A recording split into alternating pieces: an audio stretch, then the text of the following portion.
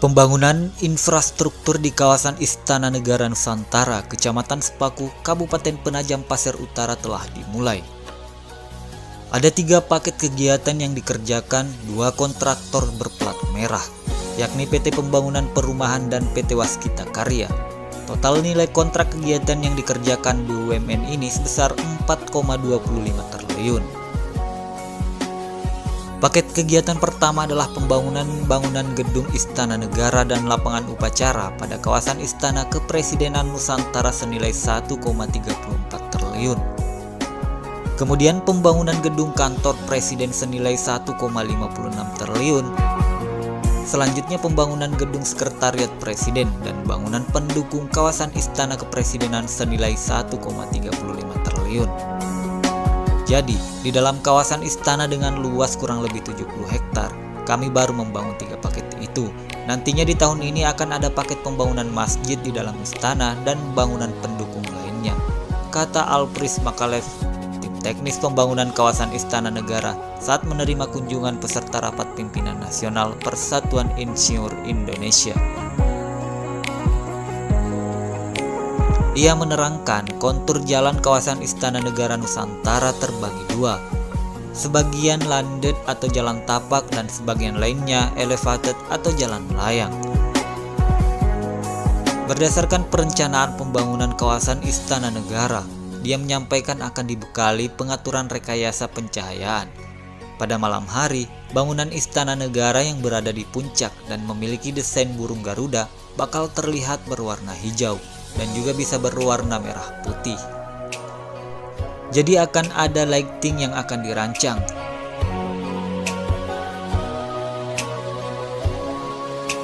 Pada paket kawasan Istana Negara yang akan selesai di bulan Juni hingga Juli 2024, paling tidak lapangan upacara, Istana Negara, kantor Presiden, gedung Pas Pampres, dan gedung Setpres.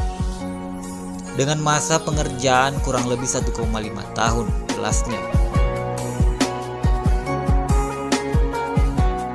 Ketiga paket tersebut dikatakan Alpris sudah terkontrak 7 November 2022 lalu. Pihaknya pun akan mengebut pekerjaan fisik pembangunannya.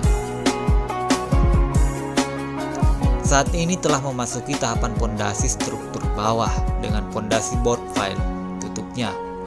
Sony Alisa selaku pejabat pembuat komitmen atau PPK paket 1 dan paket 2 menambahkan, lokasi pembangunan gedung Istana Negara dan gedung kantor Presiden berada di puncak bukit.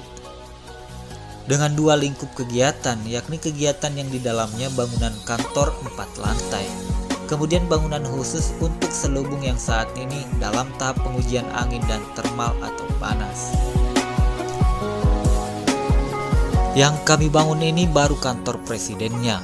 Nanti presiden akan tinggal di pavilion yang masuk dalam pembangunan tahap 2 dan belum dikerjakan.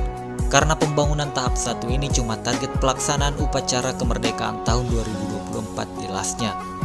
Dia melanjutkan, pembangunan Istana Negara dan lapangan upacara akan menggunakan kualitas material premium. Kemudian bangunan juga menggunakan material khusus seperti kaca anti peluru dan tembok kedap suara. Sementara dari sisi bangunan hijau, ada sertifikat khusus bangunan hijau utama. Jadi memang sedang berproses, sedangkan pondasi board file dan finalisasi perencanaan terang dia. Sony juga turut mengungkapkan tantangan pembangunan kawasan Istana Negara Nusantara, yaitu kontur wilayah yang berbukit dan jurang. Selain itu, ada persoalan kondisi tanah. Saat dilakukan penyelidikan tanah, kondisi tanahnya adalah clay shell atau batuan sedimen yang terbentuk oleh sedimentasi tanah berbutir halus seperti lempung. Jadi jenis tanahnya kalau terekspos dengan air dan udara, maka tidak punya daya dukung seperti lumpur. Hasil penyelidikan sementara, clay shell berupa serpihan, bukan clay shell yang mengkhawatirkan, jelasnya. Menurut Ketua Panitia Pelaksana Rapimnas mengatakan, kunjungan ke lokasi pembangunan kawasan Istana Negara untuk memberikan motivasi, karena ada 500 insinyur dari seluruh Indonesia siap mendukung pembangunan Ibu Kota Nusantara. Kalau ada yang meragukan, tugas insinyur adalah menjawab dan mencarikan solusi. Tidak ada yang tidak mungkin selama kita menggunakan pengetahuan dan teknologi, kata dia. Untuk mengunjungi lokasi pembangunan infrastruktur di IKN saat ini tidaklah mudah. Dari Balikpapan menempuh perjalanan sekitar 2,5 jam, dengan kondisi jalan dan lokasi yang tidak mudah untuk diakses. Walau begitu, ia menegaskan bahwa pembangunan IKN merupakan tugas yang harus dilanjutkan oleh pemimpin Indonesia selanjutnya.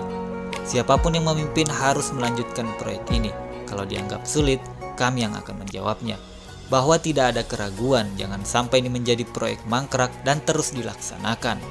Karena akan dikawal oleh 500 insinyur yang ada di Persatuan Insinyur Indonesia.